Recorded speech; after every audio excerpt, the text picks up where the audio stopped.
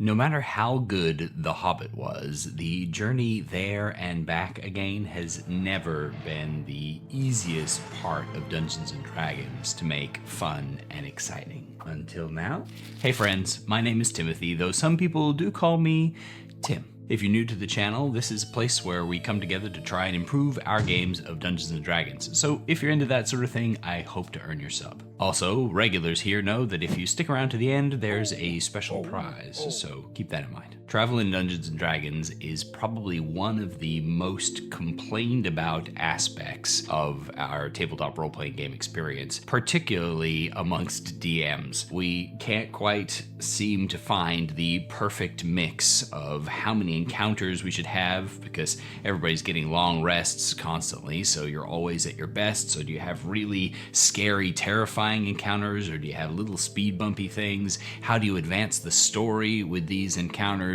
How much time should you spend on the journey versus actually paying attention to the main event that you're headed towards? All of these things factor in and make it a really tough one, especially because there's not really one specific answer. And so when we get into a rut of using the same answer over and over again, then for obvious reasons, nothing really works out quite how we intended to. Some of the biggest changes that the new Dungeon Master's Guide came out with included the idea of journey stages in order to break up our travel experience, a travel planner PDF that's actually reasonably useful, the organizing of the old tables in the Dungeon Master's Guide into a more user-friendly format, and adding some specificity to those tables so that newer DMs know exactly where to look for the information that you're looking for, and even people who've been running travel scenes for years and years and years can get a little bit of something out of the slight changes to the rules that have been put in there. So let's talk about a few of those things. First up, what is a journey stage? The idea of a journey stage is basically to break up your travel experience into the component pieces that would make it into something interesting. Whether it's a single stage of just following a well-known path to a specific location that is also well-known and easy to find, at which point your journey is pretty straightforward, or breaking it down into this multi-part experience of traveling over mountains and then across grasslands and then into a forest where you search for the dungeon ruins. Those stages of the experience are distinct enough that just by identifying those for purposes of narration, you're adding a more visceral experience and saying you cross the distance on the map to get to your location. It gives you that opportunity to break it down and explain the different parts, and to help you to figure out where it might be appropriate to put some form of an encounter, whether it be combative or otherwise. One thing that it does change in the mechanics of running these kinds of adventures is that in the old Dungeon Master's Guide, we had guidance on how to use foraging rules and navigation rules on pretty much the day-by-day basis. Is that now we're talking about having one roll for each stage of the journey instead. And that means that it could be a hours-long movement before we change terrains and thus need a new check, or it could be days or weeks that pass in the different stages. And we're still only going to roll once for our foraging checks or our navigation checks or the search DC to find the hidden ruin that we're looking for. And so this shifts our attention away from trying to focus on every single day of our journey, and instead just breaks it up into the easy component pieces that allow us to create a solid narrative of the travel story. The travel planner is basically just a simple one-page sheet that you can print out for yourself or photocopy if you're still old school, and utilize to organize these different stages so that you've got as many or as few as you need, but it allows you to keep track of the sort of distances that you're needing to do, the time involvement, the terrain that you're going over, the weather, what kind of notes you have for them in order to make a good story for how you're going to tell it, and what kind of challenges are along the way. It's a fairly simple sort of form that probably you could just scratch note in just as easily, but just having a form like this in the Dungeon Master's Guide is a pretty great aid for people who maybe haven't had experience with filling these kinds of things out and creating this kind of plan beforehand. And that's something about the new DMG that I'm pretty excited about, is the inclusion of these tools for people to use so that they can get used to the idea of how to plan for a good session of D&D. But one of the big questions to answer is, how is this new travel table better and more specific than the old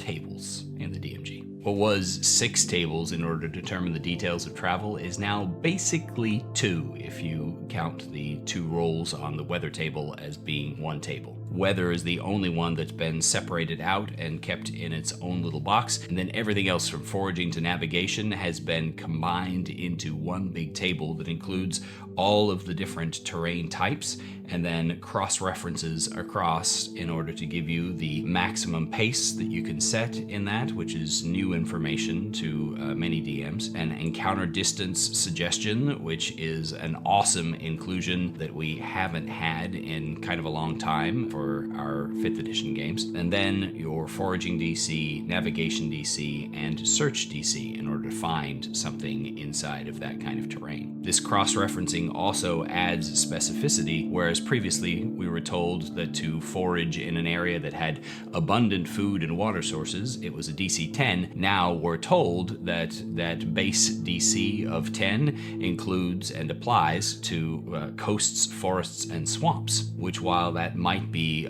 straightforward to some, is probably going to be obscure information for others. Having this table reference all of them in a neat little box there tells us how difficult it is to do all these different tasks in these different situations, and gives the DM a lot more ammunition for setting up their DCs by having those base numbers. But the real question is, of course, are these changes to the Dungeon Master's Guide enough? What do you think? Just in case they're not, here's a little bit of actionable advice. Some of the things that I've found that have helped me to make travel a little bit more interesting is to keep in mind that while we're limited to an 8-hour march and we need at least 8 hours of rest, there's another 8 hours left in the day that are worth paying attention to. From meals and rest breaks to setting up and taking down camp to training or studying or crafting, those other 8 hours of the day provide a lot of opportunity for players to get into their characters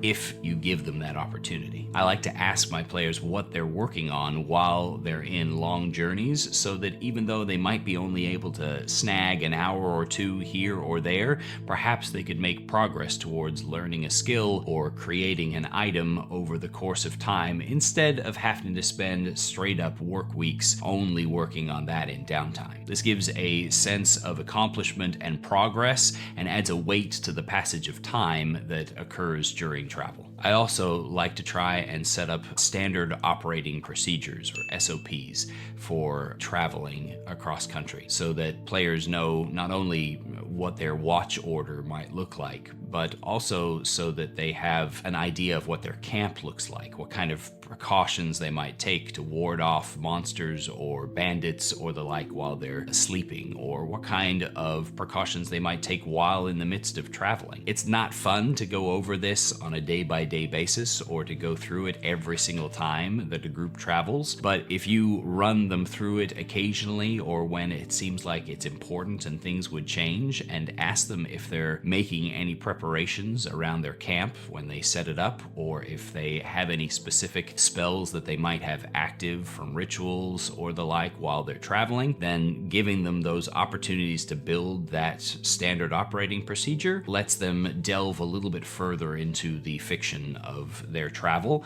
and provides you with ammunition for setting up cool encounters that allow their preparations to feature and shine. And I have one group, for instance, that sets up a picket of sharpened stakes around their camp, and I'm looking forward to the opportunity when that picket of sharpened stakes catches a zombie that's shambling into camp or something, or just having a battle around them where they push people onto their sharpened stakes in order to add extra damage to their environment and create something fun. Another suggestion is that while obviously the DMG calls for a a navigation roll for each journey stage to determine whether or not you might get lost, I would strongly suggest asking for this roll to be made in secret. You rolling this dice on behalf of your group's survivalist, or having them roll through some means that allows the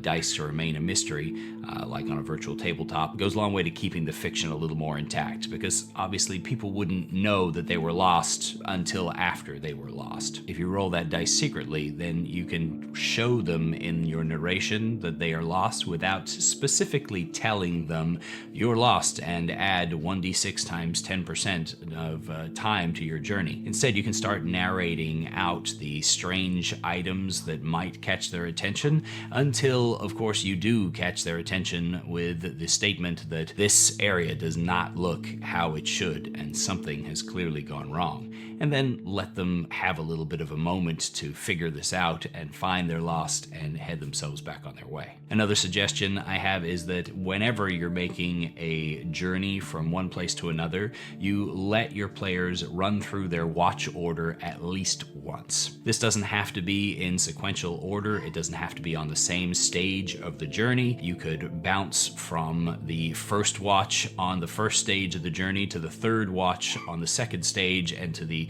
second watch on the final stage of a 3-part journey. But giving your players screen time while they're on that watch gives them an opportunity for a little bit of role play that they might otherwise miss out on. I like to really try to push people to have at least 2 people on a watch so that there's a chance for 2 players to just interact with just one another for 5 minutes or so during this travel scene, so that they can talk about what they might do, what they might be chatting about while the 2 of them are stuck together, sitting by the fire, waiting for something to happen during the night or for something not to happen. I like to add minor thematic complications to these kinds of watch scenes, just a crack of a twig in the bush, or a bird that flies a little too close, or if there's a story that I'm trying to tell or a random encounter that I'm planning on having come up in this scene, then I like to introduce it gently during these moments so that they can decide whether or not they wake up the team, how they investigate it, and generally get an opportunity to have the spotlight. Finally, just as a resource, books of random encounters can be wonderful things to provide you with a spur to your thoughts as to what kind of complications might happen during a travel encounter, whether they're combat related or not. There's a ton of them in the Great Book of Random Tables, but if you follow that link, you can also find a bunch of more location-specific books that'll have even more options and ideas to spur your complications. And if you happen to pick one up, it also supports the channel at no cost to you. Well, here we are at the end of the video. I hope it's been useful. Regardless, you've earned your cute cat video reward. So don't forget to like and subscribe and share it with somebody who might need it. And as always, thanks for watching and happy travels.